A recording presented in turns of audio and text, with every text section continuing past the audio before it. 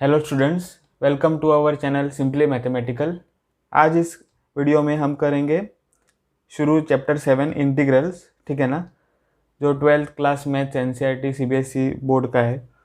तो अब chapter 7 integrals जो है उसके लिए आपको डेरिवेटिव चैप्टर ठीक से आना चाहिए, ठीक है ना। अगर आपको डेरिवेटिव चैप्टर ठीक से आता है तो ये इंटीग्रल चैप्टर इजी हो जाएगा, ठीक है। अब इस इंटीग्रल का मीनिंग क्या है, तो पहले हमें इंटीग्रल से पहले इंटीग्रेशन का मीनिंग देख लेना है। तो इंटीग्रेशन, ठीक है, मीन्स इनवर्स प्रोसेस, ठीक है, या रिवर्स प्रोसेस ऑफ डिफरेंशिएशन, ठीक है, या डेरिवेटिव। तो इंटीग्रेशन क्या है? इंटीग्रेशन का मतलब है इनवर्स प्रोसेस या रिवर्स प्रोसेस ऑफ डिफरेंशिएशन। तो उसका मतलब है अगर आपके पास डेरिवेटिव ऑफ एक्स स्क्वायर है तो डेरिवेटिव एक्स स्क्वायर क्या होगा? 2x, ठीक है ना।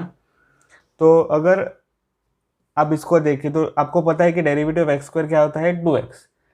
तो अगर यहाँ पे आप इंटीग्रेशन ऑफ 2x ले ले तो क्या आ जाएगा? एक्स स्क्वायर, ठीक है ना। तो अगर कोई फंक्शन का डेरिवेटिव आपको मिल गया है तो अगर आप उस रिजल्ट का इंटीग्रेशन लेते हैं तो आपको क्या फिर से मिलेगा? वो फंक्शन जिसका आपने डेरिवेटिव लिया है, ठीक है ना। तो इसका मतलब इंटीग्रेशन है। तो आप यहाँ पे इंटीग्रेशन का सिंबल ये है, ठीक है, ऐसे इंटीग्रेशन ऑफ 2x dx हम लिखते हैं यहाँ पे। आपको ये नोटेशन बाद में आपको बताता हूँ, पर इसका क्या मतलब है? इंटीग्रेशन ऑफ 2x क्या होगा? एक्स स्क्वायर, ठीक है। या आपके पास डेरिवेटिव ऑफ अगर साइन x है तो डेरिवेटिव ऑफ साइन x क्या होता है? कॉस x, ठीक है। तो इंटीग्रेशन ऑफ ये फंक्शन कॉस x dx क्या होगा? साइन x, ठीक है। या फिर आपके पास डेरिवेटिव ऑफ कॉस x है तो डेरिवेटिव ऑफ कॉस x आपको पता है वो है माइनस साइन एक्स। तो integration of minus sine x d x क्या होगा? कॉस एक्स, ठीक है, ऐसे। तो integration is the reverse process of differentiation, ठीक है। अब आप एक बात देख सकते हैं यहाँ पे कि अगर आप derivative of x square plus अगर 5 है यहाँ पे तो फिर से क्या होगा? डेरिवेटिव ऑफ एक्स स्क्वायर आपको पता है 2x और डेरिवेटिव ऑफ 5 क्या होता है? 0। तो आपके पास क्या आ जाएगा? 2x, ठीक है ना। तो सेम डेरिवेटिव आता है, डेरिवेटिव ऑफ एक्स स्क्वायर और डेरिवेटिव एक्स स्क्वायर प्लस 5, ठीक है, क्या है वो? 2x, ठीक है। तो अगर आप इसका अगर यहाँ पे इंटीग्रेशन ले ले तो क्या आ जाएगा? सी आपको पता नहीं है कि कांस्टेंट कौन सा है, क्योंकि अगर आप derivative of x square plus 7 भी ले ले तो क्या आ जाएगा? डेरिवेटिव 2x ही आ जाएगा, ठीक है ना। तो आपको यहाँ पता नहीं है कि कांस्टेंट कौन सा है, 5 है, 7 है, 5.2 है या माइनस 100.1 है, आपको पता नहीं है, ठीक है ना। तो इंटीग्रेशन ऑफ 2x dx क्या होगा? वो फंक्शन आपको पता है, एक्स स्क्वायर आपको पता है, पर कांस्टेंट पता नहीं है। तो इंटीग्रेशन क्या होगा? एक्स स्क्वायर प्लस सी, जहाँ पे सी क्या है? कांस्टेंट, ठीक है ना। सी इज एनी कांस्टेंट। तो ऐसे इंटीग्रेशन के लिए यहाँ पे कांस्टेंट आता है, ठीक है ना। तो ये भी एक बहुत ही इंपॉर्टेंट पार्ट है।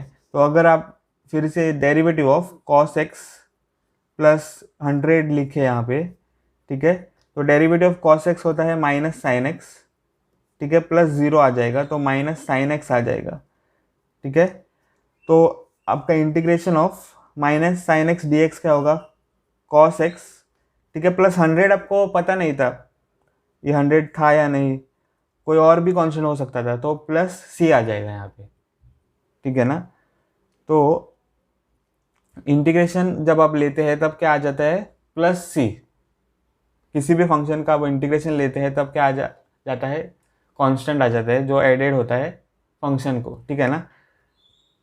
तो अब ये इस सिंबल को हम देख लेते हैं। तो इसका मतलब क्या है? Integration f x d x को हम कैसे रीड करते हैं? इंटीग्रल, ठीक है, integral of f x with respect to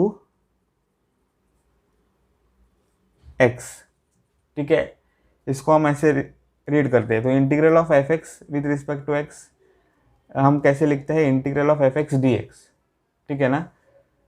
तो ये नोटेशन आपको पता होना चाहिए, ठीक है। ये बहुत ही सिंपल चैप्टर है अगर आपको डिफरेंशिएशन चैप्टर ठीक से आता है, ठीक है ना। तो अब अगर हम इस फॉर्मूले को देखें यहाँ पे, ठीक है, जो एनसीईआरटी टेक्स्ट बुक है उसमें ये फॉर्मूले दिए हुए हैं, ठीक है ना। तो यहाँ पे आप देख सकते हैं कि अगर आप देखें derivative of x raise to n plus one divided by n plus one is equal to x raise to n, ठीक है। अब ये फॉर्मूला अगर आप देखें ध्यान से तो मैं यहाँ पे लिख लेता हूँ वो फॉर्मूला। क्या है formula, derivative of x raise to n plus one divided by n plus one is equal to x raise to n. ये आपको अजीब लग रहा होगा, पर यहाँ पे आप अगर इस लेफ्ट हैंड साइड कैलकुलेट करते हैं तो x raise to n plus one divided by n plus one क्या हो जाएगा, ये है एन प्लस वन, तो वो मल्टीप्लाई हो जाएगा, ठीक है ना। आपको पता है कि डेरिवेटिव कैसे लेना है, derivative of x raise to n is equal to n multiplied by x raise to n minus one, ठीक है। ये तो फॉर्मूला को पता है। तो यहाँ पे क्या आ जाएगा, एन प्लस वन जो कांस्टेंट है multiplied by x raise to n plus one, ठीक है, minus one divided by n plus one, ऐसे आ जाएगा, ठीक है ना। तो यहाँ पे क्या हो जाएगा, एन प्लस वन और एन प्लस वन कैंसिल हो जाएगा, आपको मिलेगा x raise to n plus one minus one. तो यहाँ पे वन और माइनस वन कैंसिल हो जाएगा, आपको मिलेगा एक्स रेज टू एन, ठीक है। तो derivative of x raise to n plus one divided by n plus one क्या हो जाएगा, एक्स रेज टू एन, ठीक है। तो इसका मतलब क्या है, अगर आप integration of x raise to n लेते हैं विद रिस्पेक्ट टू एक्स, ठीक है, वो क्या हो जाएगा, equal to x raise to n plus one divided by n plus one, ठीक है, ठीक है ना। तो ये आ जाएगा यहाँ पे ये formula, integration of x raise to n d x is equal to x raise to n plus one divided by n plus one where n is not equal to minus one, क्योंकि अगर यहाँ पे minus one आप डालते हो तो क्या मिलेगा, minus one plus one zero, तो डिनोमिनेटर जीरो हो जाएगा, तो ये नॉट डिफाइंड हो जाएगा, ठीक है ना। तो अगर derivative x raise to n plus one divided by n plus one is equal to x raise to n, या हमें मैंने अभी बताया आपको कैसे मिलता है, तो क्या हो जाएगा, इंटीग्रेशन ऑफ ये function x raise to n d x is equal to ये फंक्शन, ठीक है। और आपको पता है कि प्लस सी आपको डालना ही चाहिए यहाँ पे, ठीक है, वो बहुत इंपॉर्टेंट है। तो कांस्टेंट जब आप इंटीग्रेशन लेते हैं तब आ ही जाता है यहाँ पे, ठीक है, वो बहुत ही इंपॉर्टेंट है। तो derivative of x is equal to one, ठीक है। तो यहाँ पे क्या हो जाएगा, integration of one d x, ठीक है, यहाँ पे कुछ नहीं लिखा है, उसका मतलब क्या है, यहाँ पे वन है, तो integration of one d x is equal to x plus जो कांस्टेंट जो एडेड होता है, ठीक है ना। अब ये सेकेंड फॉर्मूला अगर आप देखें तो derivative of sine x equal to cos x, ये आप मैंने आपको बताया है, ठीक है ना। तो derivative of sine x is equal to cos x, तो integration of cos x d x is equal to sine x plus c आ जाता है, ठीक है। ये फॉर्मूला तो मैंने डिस्कस किया है, ये भी फॉर्मूला मैंने डिस्कस किया है। अब derivative of tan x is equal to sec square x है यहाँ पे, ठीक है। तो अगर आप इसका इंटीग्रेशन ले लें, integration of sex square x d x, तो क्या आ जाएगा, टेन एक्स, ठीक है, और प्लस कॉन्स्टेंट, ठीक है। तो ऐसे फॉर्मूले यहाँ पे दिए हुए हैं, और ये फॉर्मूले आपको बाय हार्ट करने चाहिए, ठीक है ना। तो derivative of minus cot x is equal to cos x square x है यहाँ पे, तो integration of cos x square अगर आप ले ले तो क्या मिलेगा, minus cot x plus c, ठीक है। अगर आप यहाँ पे derivative of sec x equal to sec x tan x है, तो integration of sec x tan x ले ले तो यहाँ पे क्या आ जाएगा, सेक एक्स प्लस सी, ठीक है। तो ऐसे सारे फॉर्मूले हैं यहाँ पे। अगर आप ये फॉर्मूला देखें, derivative of tan inverse of x equal to one by one plus x square, तो अगर आप इसका इंटीग्रेशन ले ले तो क्या मिलेगा, tan inverse of x plus c, ठीक है ना। अब अगर आप ये फॉर्मूला देखें, derivative of sec inverse of x equal to one by x root of x square minus one, ठीक है। तो ये derivative of sec inverse x आपको पता है वो क्या है, one by x raise to x multiplied by root of x square minus one. तो आप अगर इसका इंटीग्रेशन ले ले तो क्या मिलेगा, फिर से sec inverse of x plus c, और ये ऐसे सारे फॉर्मूला आपको पता होना चाहिए, ठीक है ना। तो अगर आपको डेरिवेटिव का फॉर्मूला पता है तो अपने आप आपको इंटीग्रेशन का फॉर्मूला आ जाएगा, ठीक है। तो अगर आपको डेरिवेटिव के फॉर्मूले नहीं आते तो यहाँ पे डिफ़िकल्ट हो जाएगा, ठीक है ना। तो अगर आप ये फॉर्मूला देखें derivative of e raise to x equal to e raise to x, तो अगर आप इसका इंटीग्रेशन ले ले जो फंक्शन आपको मिला है तो उसका रिजल्ट क्या होगा, फिर से ई रेस टू एक्स, ठीक है। अगर आप ये फॉर्मूला देखें derivative of log mod of x equal to 1/x, ठीक है, तो derivative of integral of 1/x क्या होगा, log of mod of x plus c होगा, ठीक है ना।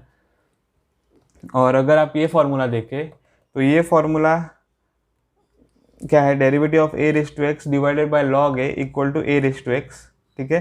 तो अगर आप इस फंक्शन का इंटीग्रेशन ले ले integral of a raise to x d x, तो वो क्या हो जाएगा, a raise to x divided by log a plus c, ठीक है। तो ये फॉर्मूला आपको पता होना चाहिए यहाँ पे, ठीक है ना।